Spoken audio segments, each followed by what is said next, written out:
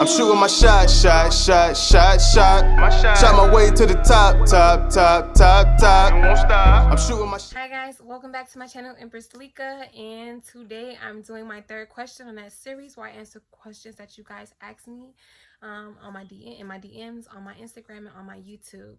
So let's just get right into it. And yes, I do have the same outfit on as last time because I'm gonna go ahead and try to knock out a couple videos and some content today all at once. So let's just get up into it. So this question says, what did I struggle with when I first started my locks, and how did I overcome that while waiting for them to flourish and grow? Okay, so listen guys, just know every week I'm probably going to say how great these questions are because these questions are so great. All of them are so great. And so if you hear me say, oh, this question is so good, you're going to hear it a lot because these questions are so great. But I do want to say shout out to this queen because this question is the first question that really is a bit of a deeper question that's going to force me to dig deeper, which I like because it kind of gives me a chance to open up to you guys and let you guys see a more deeper spiritual side to me, or understand what my locks mean to me on a deeper, more spiritual side, outside of just the fact that I love how they look. So let me get into this answer. So this answer is a two-part answer because they coincide with each other.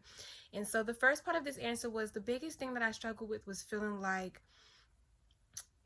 my short locks were ugly.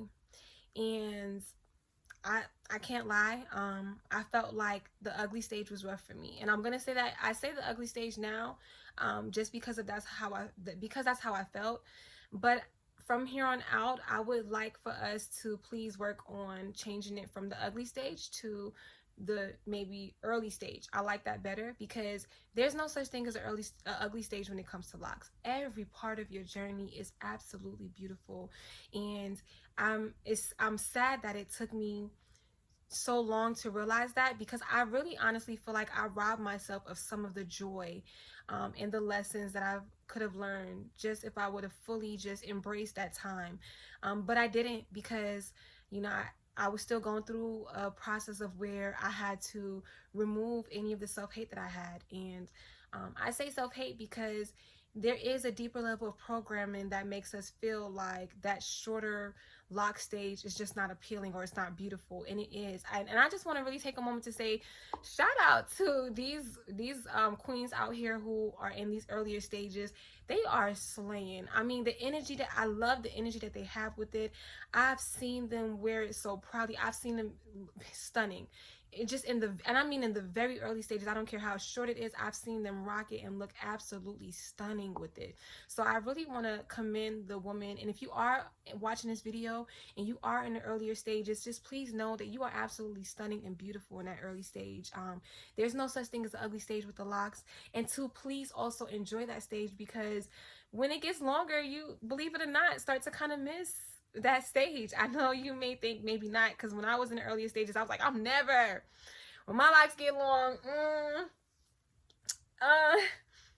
I will never miss the early stage, and I was highly mistaken. I do miss it. In fact, doing the bob helps me feel like I get to have that temporarily again. So I do miss it. So you will miss it. Just know that you can do a lot more with that stage, believe it or not. And it's just a freedom as well that comes with that stage as well when it's shorter. I'm not to say that your locks are not free when they're longer as well, because they are, but it's an energy when you're going through that stage. It's a beauty. It's such a beauty in that stage.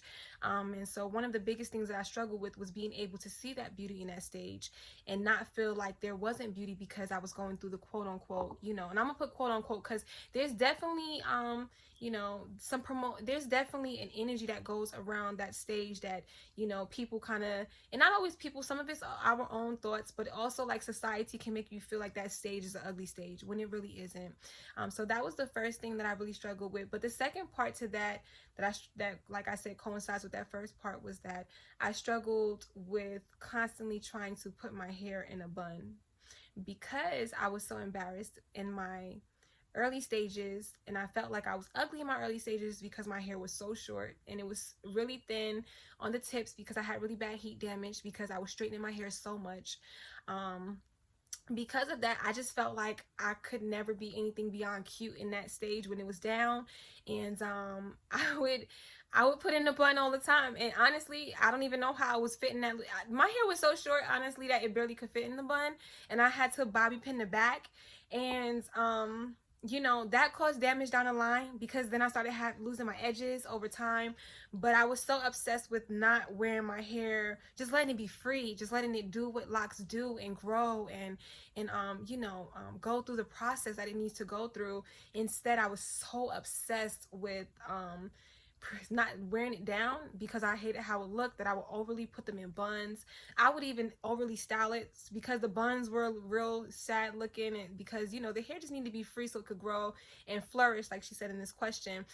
So my buns would be a little sad, because I would also try to do like styles where I would do the braids, crisscross and stuff, just doing way too much. Instead of just letting my hair be free and do what it needs to do, just embracing that stage, I didn't do that. Instead, I was obsessive about, my hair getting longer. I robbed myself of like the full joy that I could have had for a while, because in the very beginning I didn't embrace it. And then over time, again, for me, my locks were more than just, oh, I like the way locks look.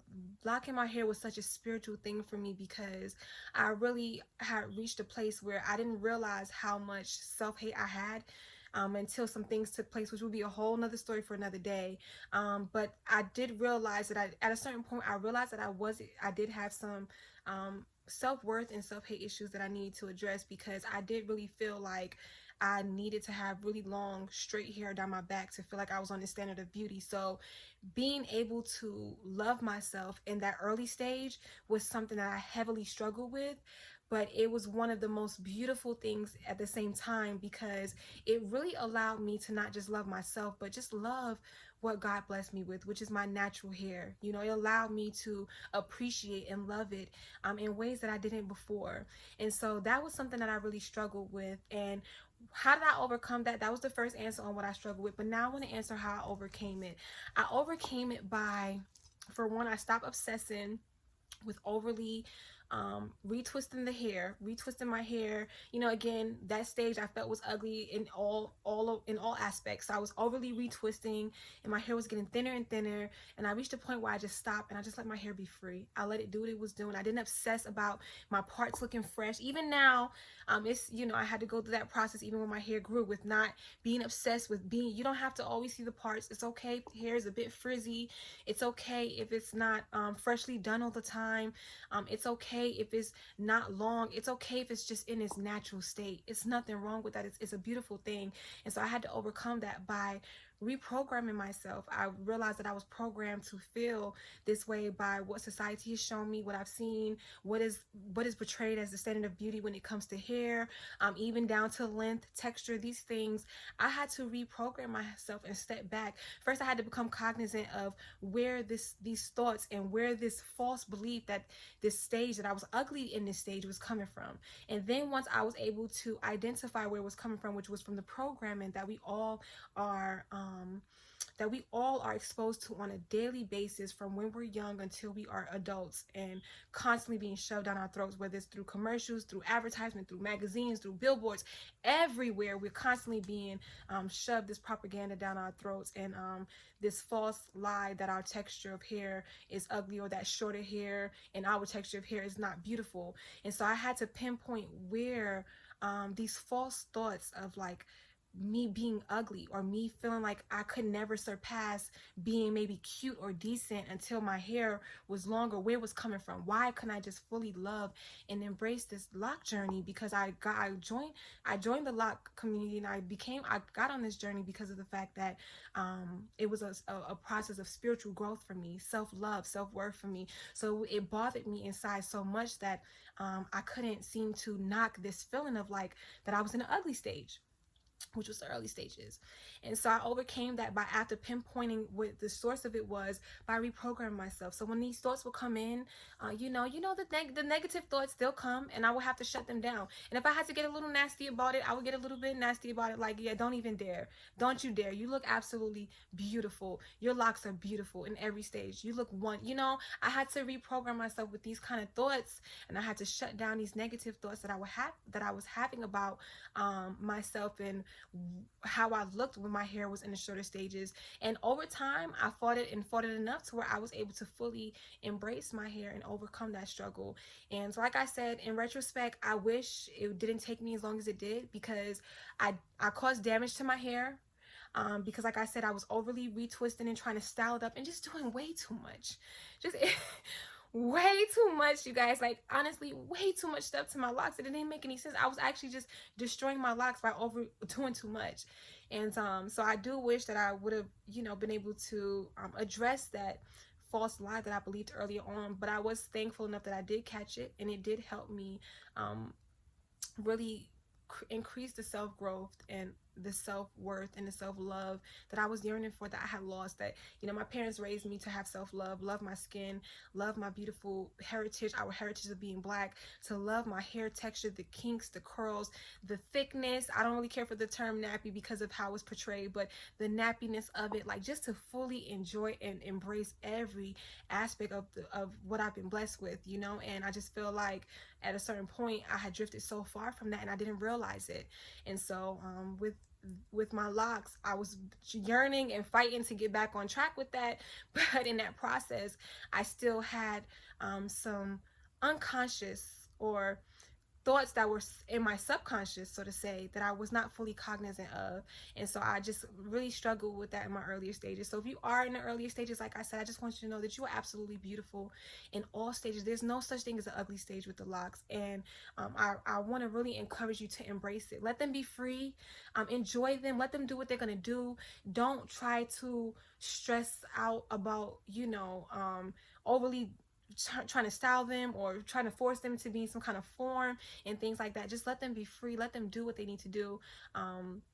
And things like that in that very early stage. And then once they get longer, and if there's different things that you want to do to your locks, you want to style them and things like that, fine. But in the earlier stages, don't obsess about feeling like that stage is not beautiful, because it is.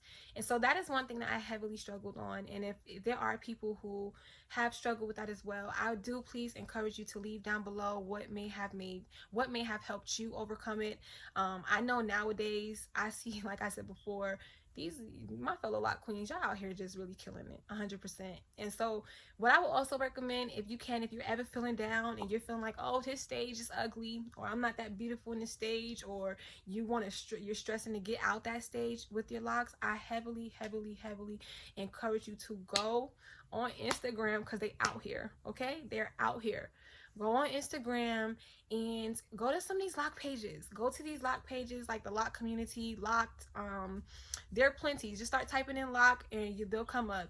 And go look at some of these other fellow queens who are in the earlier stages, who are embracing it. There's a beauty, there's an energy to you when you embrace your locks in those early stages, that just even makes you even more beautiful. So please take time to go look at them, and it'll definitely be inspiration to make you feel like, oh my goodness, I am absolutely beautiful in all stages. I'm absolutely gorgeous in this early stage as well. And then it'll help with feeling like that stage is ugly when it's not. And then, like, maybe you may struggle with what I struggle with, which is just overly doing stuff. Some women, they struggle with that early stage, so they get extensions. Something I wouldn't recommend, because I've had people message me about how extensions are pulling their locks out. I've had people send me pictures of them going bald because of extensions being in their hair. Some people cover their hair with the wigs. Again, there's no judgment. This is always a judgment-free, safe zone. We all have things that we battle with internally. We're all being affected by things that are constantly being poured into us on a daily basis. A lot of it that we're not even cognizant of. Some stuff is unfiltered. So there's no judgment. If you are a person who puts a wig on, there's no judgment here. If you are a person who gets extensions, there's no judgment here. I just wanted to bring those up as examples for why other sometimes some of us also do these things because in that early stages society heavily promotes that our early stage and lock stage is actually ugly stage when it's not. So please, please, please, if that's something that you also struggle with, definitely take time to look at some of these other women out here, because they are out here doing it. They're out here doing it. But I don't want to go too long in this video because it's already been 15 minutes and I will really go for like 20-30 minutes with you guys.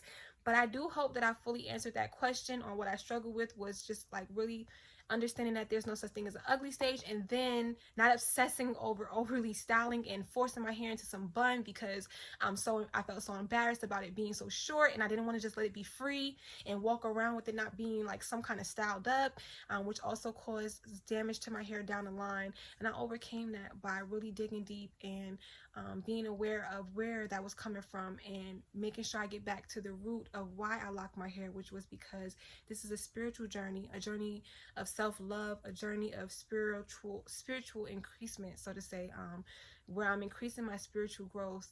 And that was really important to me. I'm a mom. I do have children. Like I said, it'll be a story for another time on like what stopped me dead in my tracks to realize like, okay, hey, you have some things that you need to work on, because you're setting an example for these young princesses and this young prince, because Black boys also grow up sometimes with a preference by not just what society shows them, but also by what they see the Black woman in their household wear, as opposed to if a young Black boy is being raised around women who wear their natural hair. I'm not saying that that's always the case, because again, that can go into you know, nature versus nurture, whether like what, as opposed to like what's being promoted in the house and what's not, and how that affects the children. So I'm not saying that 100% means that a guy will not, a young Black boy may not grow up to still have a preference for Black women who don't have natural hair, because again, society plays a very, very crucial role in that as well. So I'm not going to say that. What I am saying is that I had to realize that